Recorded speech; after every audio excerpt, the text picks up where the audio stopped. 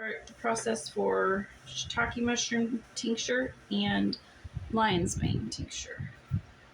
The shiitakes I've chopped a little bit already. I'm not gonna, you can put them in a blender with your alcohol. I'm just gonna do this with the shiitakes. We've eaten most of these, so there's that. And then I want to put that over here. I'm wondering how much vodka I've got here. I'm going to put the shiitakes to the side. We'll cover this with alcohol. It's a 1-to-2 ratio because they're fresh. If the mushrooms are dry, it'd be a 1-to-5 ratio between the alcohol and the mushroom or herb. So I'll put those over here. And I'm going to chop up these beautiful, look at that. It's beautiful, beautiful. See the little hairs on them? They're not too long. These were picked perfect at a perfect time. I can't find any of them that have like the longer hairs, but that's why they're called lion's mane. So shiitakes are really good for, let's see where you can see these a little bit better here. Shiitakes are good for your immune system and several things. I wonder if I'm going to have to put these in the blender, I think. Anyway, lion's mane is good for your brain. It crosses the blood-brain barrier. It helps your coating on your nerve endings. It helps with regrowth, helps with memory, helps with mood. There's been studies about it helping with Alzheimer's. Oh my gosh, there's just so many things. You just have to look it up and make sure you research it yourself. Make sure, just like with anything, you try it out a little bit before you take a bunch of it. Make sure you're not allergic to it. I don't know. I think I'm going to put these in the blender. Look at this big guy. That's ridiculous. Look at that. So I've got some of these saved back that we're going to eat.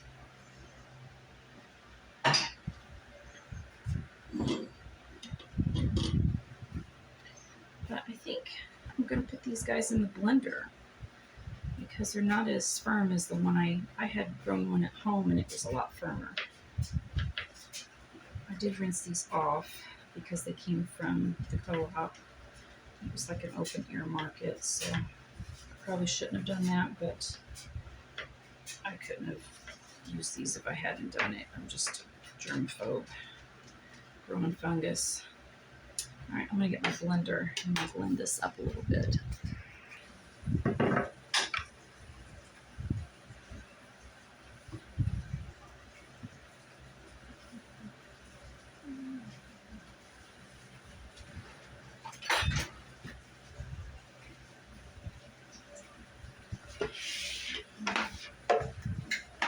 I'm wasting this. I think that's all I'm going to need for the amount of vodka that I have. So I'm going to stick it in the blender with a little bit of vodka.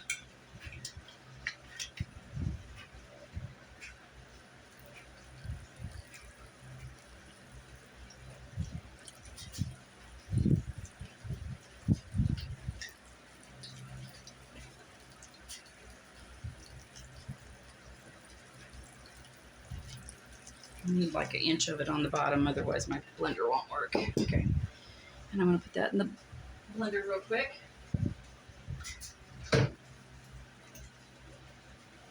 Make like a slurry.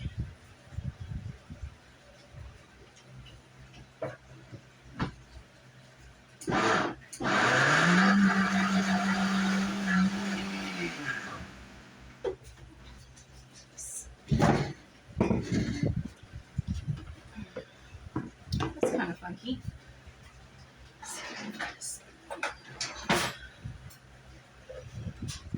So this is what I've got. Let's see. So I'm just going to go ahead and add a little bit more of my vodka. Because once it goes in my mason jar, I want it to be completely covered. but yeah, you're supposed to have a 1-to-2 ratio. So that's the trick of it all. Put this back in the blender real quick.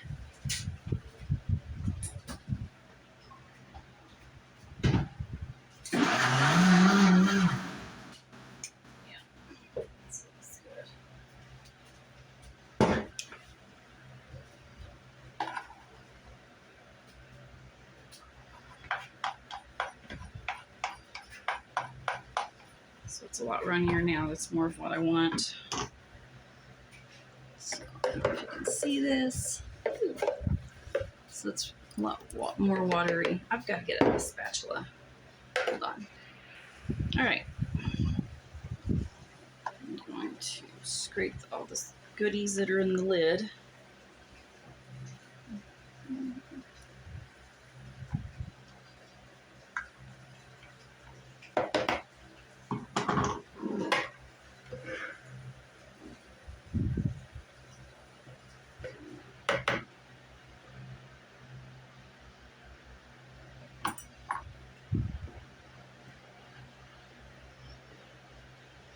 And I'm going to attempt to get every bit of it into my jar.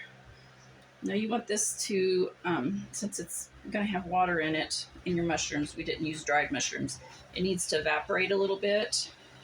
So we won't loosen our lid completely. I'll leave it over to the side a little bit so it can air for about a week. And I'll keep my eye on it. And then once it looks good, then we'll put the lid on tightly, or semi-tightly. And we will let it tincture. I let mine tincture for 4 to 6 weeks. Made this once before. I only had a small amount of mushroom. And it, I didn't put it in the blender or anything. I just chopped it up. That's what I was trying to say. This is really hard to get out of the blender, by the way, since all these little hairs and pieces want to stick to everything. Makes it interesting.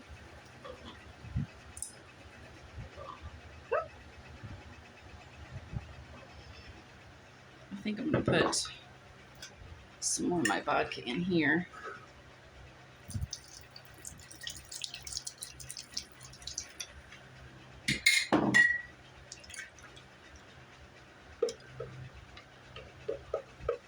Yeah, this is...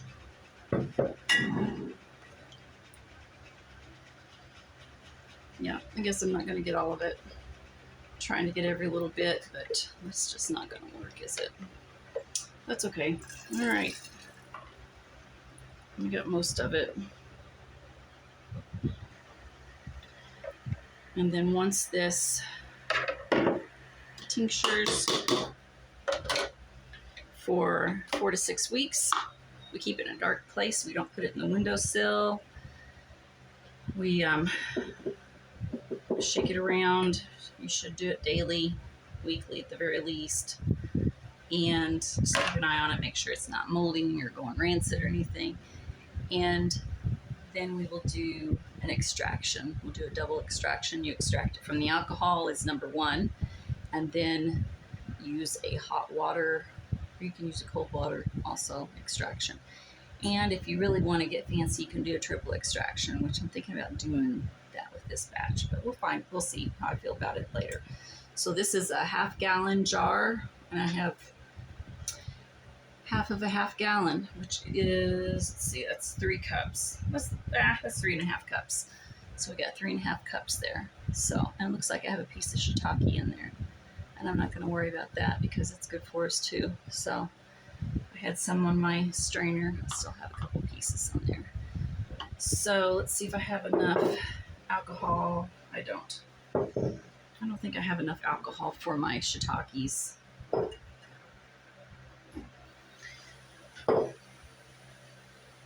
Yeah, we'll go ahead and do it. I think I might be able to wing it. I knew I wasn't going to make a whole lot with the shiitakes because I only had a few left because I just kept eating them. There we go. That's plenty, actually. It's perfect. All right. Every last drop. All right.